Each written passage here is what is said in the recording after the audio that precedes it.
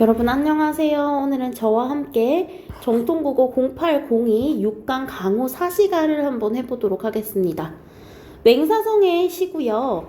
지금 도움을 주는 쌤의 한마디 먼저 읽어보면 자연을 즐기며 한가롭게 살아가는 강호의 생활과 임금의 은혜를 생각하는 심정을 내 계절에 따라 한수씩 노래한 국문학사상 최초의 연시조. 국문학사상 최초의 연시조라는 게 이 시의 의예가 되겠습니다. 그리고 이황의 도산 12곡, 이의 구산고곡가 등이 이 연시조의 영향을 받아서 후대에 만들어진 작품이라는 것까지 밝히고 있죠. 그래서 이 강호 사시가가 강호 가도의 선구적 작품이다, 아니면 시초의 작품이다 라고 이야기하기도 합니다. 핵심 정리 부분 보면요, 연시조이고 강호 한정가인데다 연궁가인 노래라고 하고요, 풍류적이고 전원적이고 낭만적인 성격 가지고 있습니다. 자, 주제는 강호에서 자연을 즐기며 임금의 은혜에 감사함이라는 주제를 가지고 있어요. 각 연별 구성이 통일되어서 드러나는데요, 초장에서는 강호에 어떠한 계절이 드니 어떠한 감상이다 라고 이야기하면서 중장에서 계절별 생활상을 밝히고요, 이 몸이 이렇게 좋게 생활할 수 있는 것도 역시 임금의 은혜셨다라는 걸로 종장에서 마무리를 맺습니다. 그래서 각 연별 구성이 통일되어 있다는 점에서 이 시가 상당히 어떤 연결성을 잘 가지고 있고 운율 형성도 잘 하고 있다는 걸 알 수 있죠. 각 연에서 나타난 계절별 생활상은 봄에는 시냇가에서 한가롭게 즐기는 봄 흥치, 여름에는 초가집에서 여유롭게 느끼는 여름의 시원함, 그리고 가을에는 풍요롭고 여유롭게 지내는 가을의 정치, 그리고 가어움 사상도 드러나 있고요. 그리고 겨울에는 소박한 차림으로 춥지 않게 지내는 겨울의 흥치까지 노래하고 있습니다. 자, 같이 볼게요.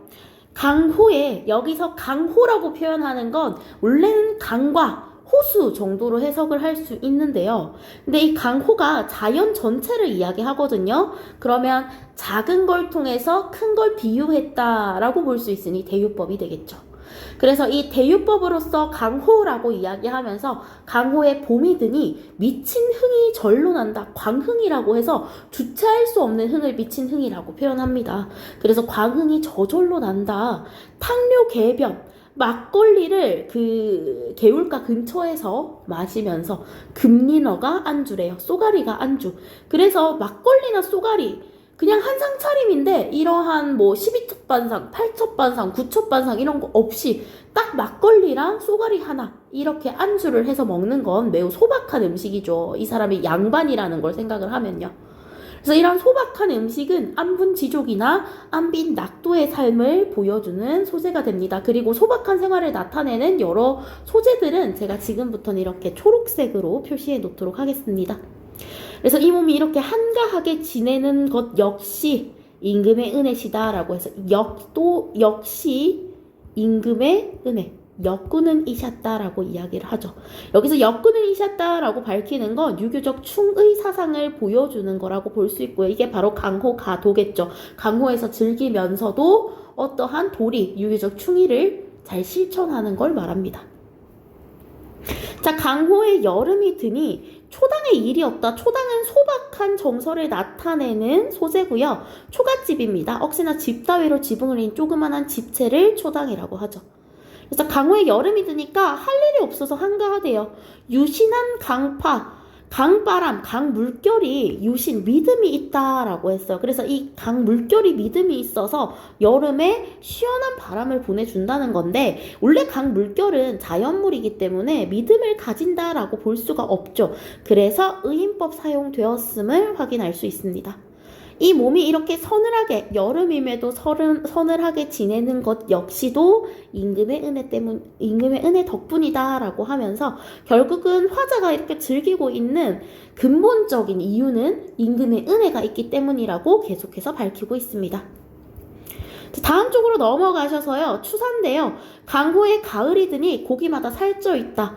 자, 가을은 청고 마비의 계절이라고 하죠. 하늘은 높고 말은 살찌는 계절.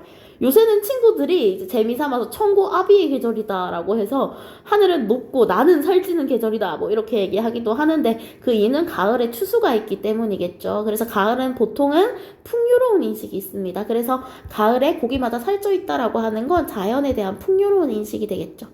소정, 작은 배가 소박한 생활상을 보여주는 소재가 됩니다. 이 소정에 그물 실어 흘려 띄어 던져두고 물결 따라 그냥 흐르게 던져 놓는데요. 이 그물에서 반드시 고기를 잡아서 생계를 이어야 했으면 물결 따라 던져둘 일이 없겠죠. 그냥 이 낚시의 행위 자체를 그냥 풍요의 수단으로 사용하는 것 뿐이지 낚시를 생계로서 하고 있지 않아. 이것을 가짜 어부라고 해서 가어옹이라고 부릅니다. 가어옹이 나타나죠. 자, 이 몸이 이렇게 하는 일 없이 세월을 보내는 것 또는 뭐 그냥 조그만한 일 하면서 보내는 것도 역시 임금의 은혜다라고 이야기를 하고요. 동사에서는 강호의 겨울이 드니 눈 깊이 자이 남다. 눈 깊이가 한 자를 넘는다. 약 30.3cm인데 30cm 넘게 눈이 왔다는 거예요. 근데 삿갓을 비기 쓰고 도롱이를 옷을 삼아서 그래서 삿갓이나 누역은 소박한 생활상을 보여주는 소재가 되겠죠.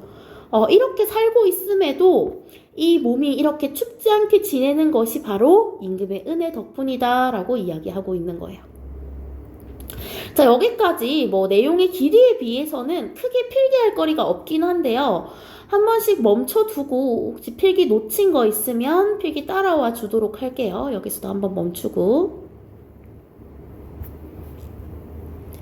제가 멈춰있는 시간 동안 멈추고 필기를 따라오라는 게 아니라 여기에서 동영상 재생을 잠시 멈춰놓고 필기하시면 됩니다, 여러분. 자, 그러면 문제로 넘어갈 건데요. 항상 하는 말이지만 문제 넘어가기에 앞서서 문제 먼저 푸시고 넘어가야겠죠. 저랑 바로 같이 풀이하시는 게 아니라 문제 풀고 나서 넘어가도록 할게요.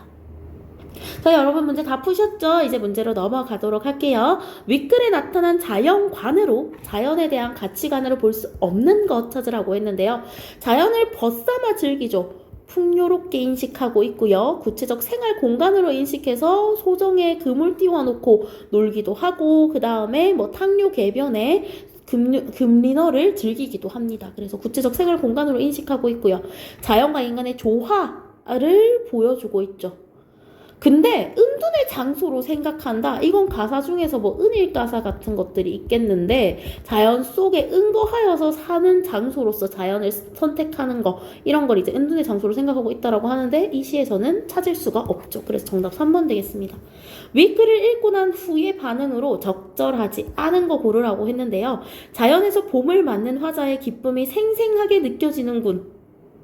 맞죠? 봄을 맞는 화자의 기쁨, 광흥이 일어난다고 했죠. 미친 흥이 일어난다고 했어요. 화자는 초당에서 바람을 쐬며 시원하게 지내는 여름을 만족하고 있어. 초당에서 일이 없어서 그 유신한 강파가 불어주는 그 바람을 쐬면서 만족하고 있죠. 가을에는 그물을 쳐서 고기를 많이 잡을 수 있어서 수입이 늘어나니까 즐거워하는 거야. 가어옹이라고 했죠. 생계와 상관이 없습니다. 낚시하는 행위 자체는요. 낚시하는 행위는 여기에서 이제 그냥 풍류를 즐기는 하나의 방법 중에 있다라고 보시면 될 것 같아서 가을에 그물을 쳐서 고기를 많이 잡을 수 있어 수입이 늘어난다라는 건 올바른 선지가 아니겠죠. 정답 3번 되겠습니다. 추운 겨울에도 화자가 삿갓과 누역만으로 만족하는 것은 안빈 낙도의 정신을 드러낸 거야 라고 했는데 안빈 낙도는 가난하더라도 즐거움을 아는 거라서 맞는 거 되겠죠. 풍요를 즐기면서도 임금의 은혜를 잊지 않는 걸 보니 사대부의 노래일 거야. 충의 사상을 다루고 있어요.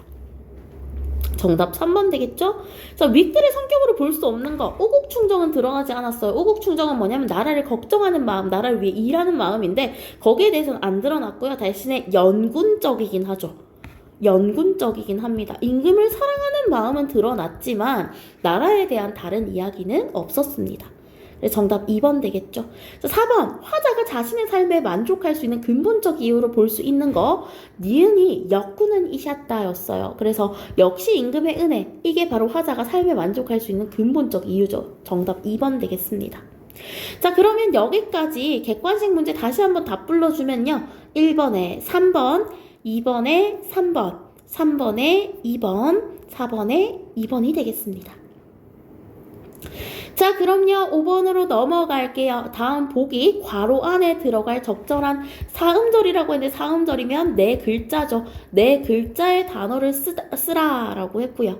이 작품은 자연 속에서 안빈 낙도하며 유유자적하는 선비의 생활을 읊는 시풍을 지닌 강호가도의 선구적 작품이라고 아까 적어놨었죠. 그쵸? 그래서 강호가도가 답입니다. 그리고 임금의 은혜를 잊고 있지 않음을 드러내는 시 구절 역구는 이셨다가 되겠죠. 그리고 강호는 자연을 뜻한다고 했는데 강과 호수만 자연이 아니라고 했죠. 그렇기 때문에 이것은 작은 것으로서 자유래요. 아니에요? 자연?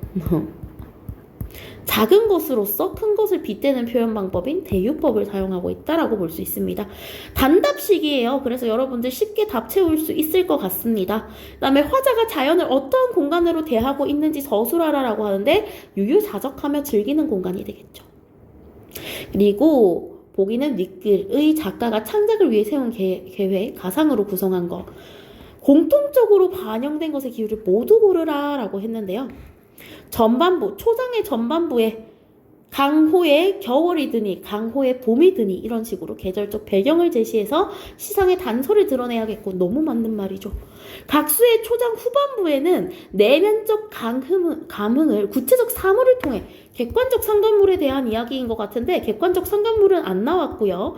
단지 내면의 감흥을 드러내는 부분은 있었습니다. 뭐 예를 들어서 광흥이 절로인다. 미친 흥이 절로인다 같은 거야. 그렇지만 구체적 사물을 통해 이게 틀렸습니다. 각수의 준상에는 주변의 자연 풍광을 묘사한다라고 했는데 이거 아니고요. 자신이 즐기고 있는 생활, 상을 묘사하고 있어요. 생활의 풍경이지 자연의 풍경이라고 보기가 어려울 것 같습니다. 디귿도 아니고 각수 종장 마지막 어절에는 동일한 시야 역구는 이샷다를 배치해서 전체적인 동일성을 확보해야겠고 맞는 거 되겠으니까 정답은 기역과 리을이 되겠죠. 자, 여기까지 하고 서술형 답도 한 번 더 불러주면요. 5번에 강호가도, 6번에 역구는 이샷다, 7번에 대유법, 8번에 유유자적하며 즐기는 공간, 9번에는 기역과 리을이 되겠습니다. 자, 여기까지 여러분 수고 많으셨고요. 다음에 또 영상으로 만나보기로 해요. 여러분 안녕.